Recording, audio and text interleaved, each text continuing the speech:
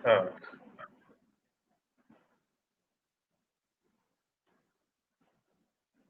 गुरुवार को Indian premiere league का एक बड़ा मुकाबला खेला गया मुंबई इंडियंस और किंग्स इलेवन पंजाब के बीच में।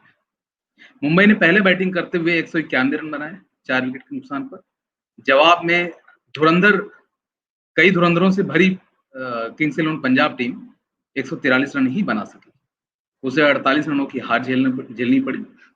खैर, यहाँ जीत की बात नहीं करेंगे, यहाँ हम बात करेंगे पंजाब की हार की कि क्या वजह है कि पंजाब ने टूर्नामेंट में तो अच्छी शुरुआत की थी, लेकिन अब वह एक जो उसका पुराना जो रंग है वो दिखने लगा है, जबकि मुंबई रंग में आने लगी है, लय पाने लगी है। इन्हीं सब मुद्दों पर चर्चा करने के लिए हमारे साथ हैं नवभारत टाइम्स के स्पोर्ट्स एडिटर संजीव कुमार जी। सबसे पहले तो सर आपका स्वागत करते हैं। नमस्कार। नमस्कार। क्या लगता है सर, यहाँ बात जीत से ज्यादा हार की होगी कि आखिर क्या वजह है पंजाब हारने लगी है फिर से? बिल्कुल। देखिए, पंजाब ने जैसी शुरुआत की थी उनसे काफी उम्मीदें थी। हालांकि उम्मीदें अभी भी हैं क्योंकि बहुत ज्यादा मैच अभी नहीं खेले गए हैं। अभी शुरुआती दौर है और ये 4 मैच ही खेले हैं। और उसमें उन्होंने जो बहुत ही अच्छे उनके ओपनर्स ने किया। उनके पास इतना अच्छा अटैक है। अगर बॉलिंग में देखें तो रवि बिश्नोई है, उन्होंने बहुत प्रभावित किया। और शमी और कॉटरेल तो है ही है। तो ऐसे में लग रहा था कि एक चैंपियन टीम की तरह उन्होंने शुरुआत की। लेकिन गड़बड़ कहाँ हो गई, ये सोचने वाली बात है। ये टीम, एक तो स्टेडियम, मैं सबसे पहले कहूंगा कि जब आप बदलते हैं, 3 ही स्टेडियम है, सबको सारे स्टेडियम में अभी खेलने को नहीं मिला है। अगर उनको पहला मैच, अगर आपने 2 मैच 3 मैच लगातार दुबई में खेले और जब आप शारजाह में जाते या शारजाह में खेले और फिर अबू धाबी में जाते हैं, तो आपको अपनी स्ट्रेटेजी बदलनी होगी। जी और क्रिकेट में एक पुरानी कहावत है कि हॉर्सेस फॉर कोर्सेज। जो जहां पे जरूरत है वैसी टीम उतारिए, वैसे खिलाड़ी खिलाइए।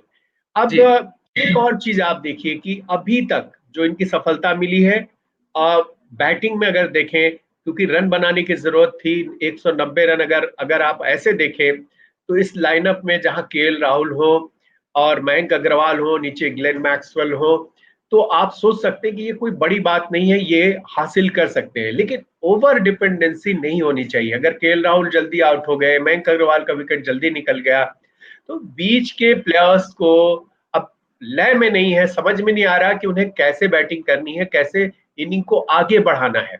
यहां पे समस्या। और दूसरी बात, हम चर्चा करते रहे हैं कि क्या ये जो खिलाड़ी खिला रहे हैं उनमें बदलाव की जरूरत नहीं है। यहां भी सोचने वाली बात होगी किंग्स इलेवन पंजाब को कि आप मैच के हिसाब से, ओपोनेंट के हिसाब से, फील्ड के हिसाब से आप अपनी टीम चुने, 11 चुने। और ये कहीं ना कहीं लैक कर रहे हैं किंग्स इलेवन पंजाब के जो थिंक टैंक के लोग हैं। इन पर सोचने की जरूरत है। जी बिल्कुल। आपने सही कहा कि जो है थिंक टैंक को सोचने की जरूरत है। सर, जो दो खिलाड़ी हैं पंजाब में, करुण नायर और ग्लेन मैक्सवेल। एक तरफ पोलार्ड ने बहुत ही जबरदस्त पारी खेली, स्लॉग ओवर्स में वो आए और चौके छक्के उड़ाते हुए उन्होंने टीम को 191 रनों तक पहुंचा दिया। और दूसरे वो ग्लेन मैक्सवेल हैं, जिस फॉर्म से आए थे वो इंग्लैंड से, और जिस तरह की उनकी बैटिंग देखी जाती है, वो वैसा कुछ देखने को नहीं मिला अभी तक। और करुण नायर भी लगातार फ्लॉप हो रहे हैं, तो लगातार अब 4 मैच हो चुके हैं, इनको तो फॉर्म पा लेनी चाहिए। जी बिल्कुल। अगर आप देखें तो करुण नायर ऐसे लग सकते हैं कि करुण नायर बहुत इस फॉर्मेट में सक्षम नहीं है, क्योंकि अगर एक एक बार की देखते तो ऐसा लगता है कि ये टेस्ट प्लेयर है। जी ये वनडेस या T20 में नहीं अच्छा कर रहे हैं। लेकिन उनका जी रिकॉर्ड ठीक रहा है। अगर करुण नायर का रिकॉर्ड आप देखें तो उन्होंने करीब 130 के आसपास स्ट्राइक रेट पर और अच्छी पारियां भी खेली हैं। 83 हाईएस्ट उनका नॉट आउट जी स्कोर है। 10 एक उनके नाम हाफ सेंचुरीज हैं। और जब वो लय में खेलते हैं तो बहुत ही अच्छा खेलते हैं। लेकिन कब तक, अगर आपके 4 मैच निकल गए हैं और आप कुछ कर नहीं पा रहे हैं तो आपको इनको बाहर बिठाना पड़ेगा, कुछ खिलाड़ियों को निकालना पड़ेगा, आप उनको कैरी नहीं कर सकते हैं। तो अब ये सवाल उठता है कि उनकी जगह कौन। तो उनके लाइनअप में देखें, क्योंकि आप अगर उनको बाहर करते हैं तो कि इंडियन प्लेयर को ही लेना होगा टीम के जी बैलेंस के लिए। तो जी आप उनके उनके लाइनअप में देखें तो बहुत सारे प्लेयर्स हैं, यंगस्टर्स हैं, यही नहीं मैं जी सरफराज खान की भी बात करूंगा। सरफराज खान जी जी बिल्कुल। से भी जो उम्मीदें हैं वो नहीं कर पाए हैं। तो इनकी जी जगह किनको लिया जाए, ये बड़ा सवाल है। तो अभी उनके लाइनअप में अगर मैं देख रहा हूं कि कुछ खिलाड़ी ऐसे हैं, नाम भले ही बड़े नहीं है, जैसे दीपक हुडा है। दीपक जी हुडा को आप खिला सकते हैं, और मनदीप हैं। मनदीप को खिला सकते हैं। जी और ये प्लेयर्स बाहर बैठे हैं तो इनको लाने की जरूरत है। विदेशी खिलाड़ियों में बहुत ऑप्शन नहीं है। ग्लेन मैक्सवेल को अगर बाहर करते हैं और किसी जी ऑलराउंडर को खिलाना है तो मुझे लग रहा है कि यंगस्टर्स को मौका देना चाहिए। जैसे मुजीबुर इनकी टीम में है, तो जी जी इनको इनको मौका दिया जा सकता है, खिलाया जा सकता है। ये बाहर बैठे हैं, और कुछ सफलिंग तो करने की जरूरत है टीम में। अगर आप वही 11 उतार रहे हैं इस कॉन्फिडेंस के साथ कि हम जीत चुके हैं, लेकिन आप देखिए उन मैचों में जिताया है किसने।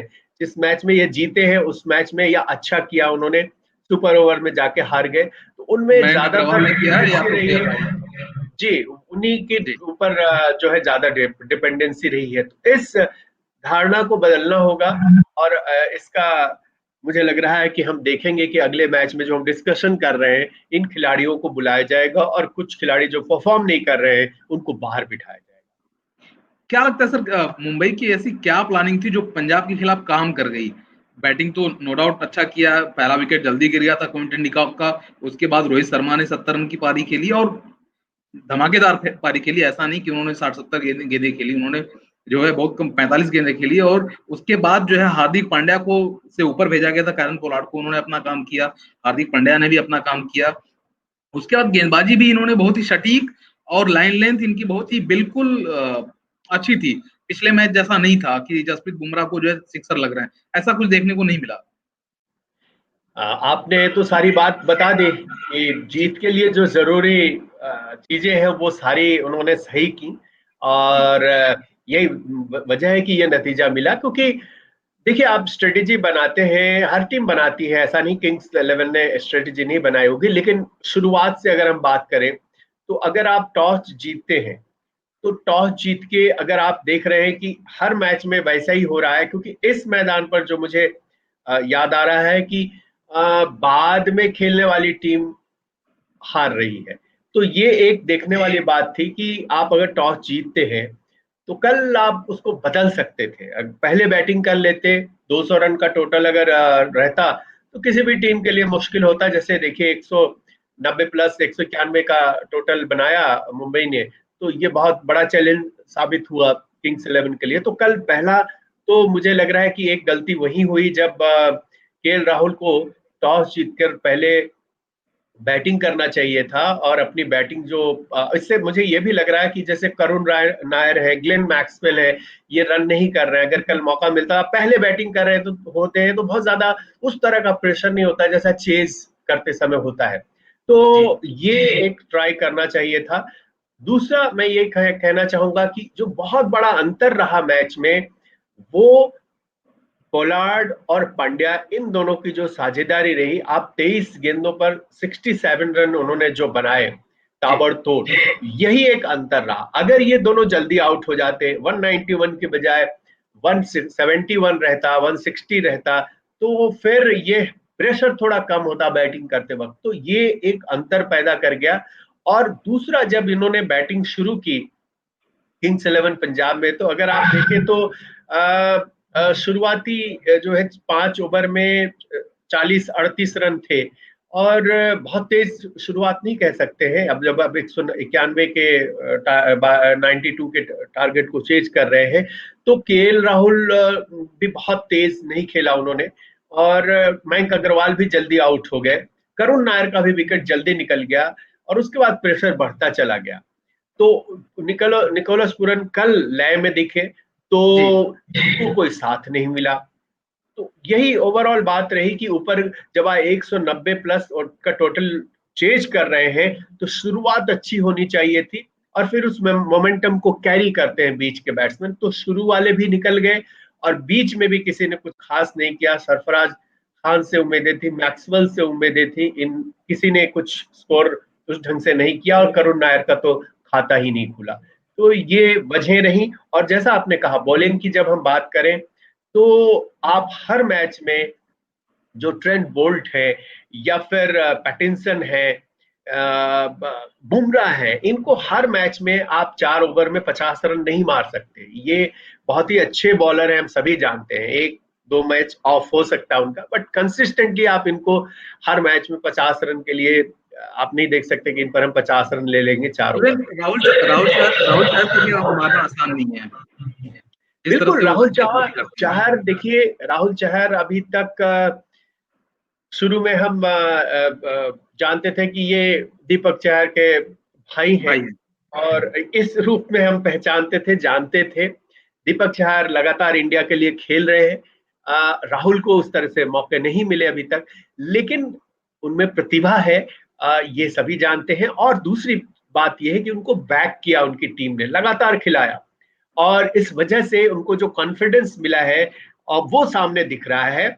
और जब भी ये आईपीएल का सीजन आता है तो उनकी चर्चा होती है। और इस बार जिस तरह से उन्होंने अच्छी, जैसे अब 2 विकेट उन्होंने निकाले और जी जैसा आपने कहा कि मारना इतना आसान नहीं है और ये अनुभव से आता है, कॉन्फिडेंस से आता है। तो ये दोनों ही उनके पास अब है और एक परिपक्व गेंदबाज दिख रहे हैं।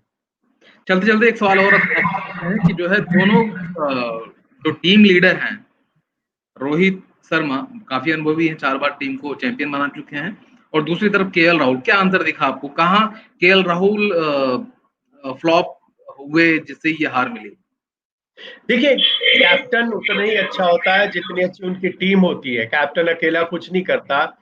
आ, यहाँ पर फर्क यही हो सकता था कि एक डिसीजन जो पहले बैटिंग करने का है वो ले सकते थे, उनके पास था, टॉस अगर जीता था उन्होंने तो ये एक फर्क पैदा कर सकते थे राहुल।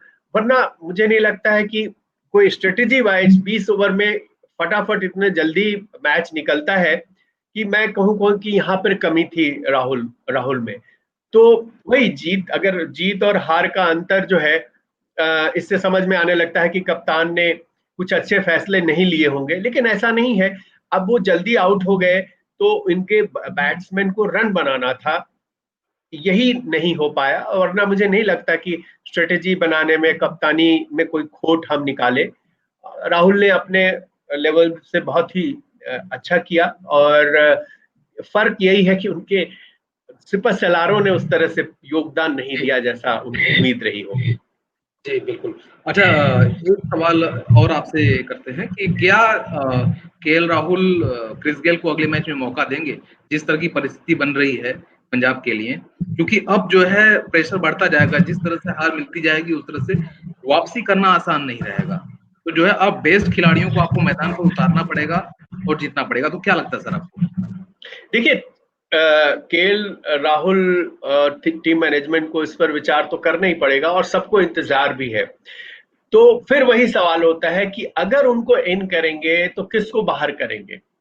ओपनिंग में दोनों अच्छा कर रहे हैं, तो मुझे लग रहा है कि अगर ऐसा एक अगर प्लान बने कि केएल राहुल और क्रिस गेल ओपन करे या क्रिस गेल और मयंक अग्रवाल ओपन करे और तीसरे नंबर पे केएल राहुल आए। लेकिन ये देखना होगा कि फिर उनकी जगह किसको टीम से बाहर किया जाए, किनकी जगह मिले। तो ये बड़ा सवाल होगा। ग्लेन मैक्सवेल को बाहर करते हैं, वो ही एक नजर आ रहे हैं क्योंकि पूरन लय में दिखे हैं तो उनको खिलाना चाहेंगे। तो ये बड़ा सवाल है कि उनको किसकी जगह लाया जाए। 4 ही ऑप्शन है, आप 4 प्लेयर को खिला सकते हैं, शेल्डन कॉट्रेल और निकोलस पूरन है, ग्लेन मैक्सवेल है। तो जी आपको देखना होगा कि इनमें से किसको बाहर नहीं। तो मुझे लग रहा है कि अभी भी इफ बट रहेगा। निशम है, जिमी निशम है, उनके सब्स्टिट्यूट भी नहीं हो सकते ये।